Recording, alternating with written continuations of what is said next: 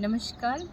अगर आपको या तो आपके बच्चों को घर में अगर कोई बुज़ुर्ग हैं, लगता है बार-बार सर्दी जुकाम हो जाता है, तो एक बहुत ही सिंपल सा एक डीप ब्रीदिंग एक्सरसाइज़ है प्राणायामा जो आप कर सकते हैं, उसको लूमा प्राणायामा बोलते हैं।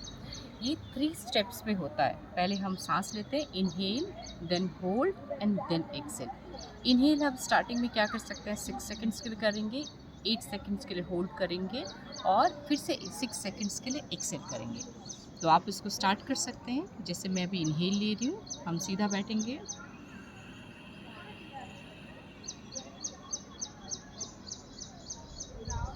अब होल्ड करना है 8 सेकंड्स के लिए।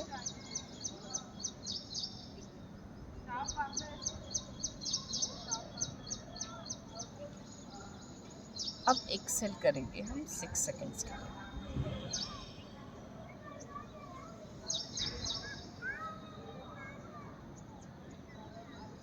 ये करने से आपको कम से कम 10 टू 15 राउंड्स आपको करना है। डेली कीजिए और आप इसका रिज़ल्ट देखिए। स्पेशली छोटे बच्चों को आप ज़रूर कराइए। खाली ही सर्दी जुकाम के लिए अच्छा नहीं है, कंसंट्रेशन के लिए बहुत ही अच्छा माना जाता है।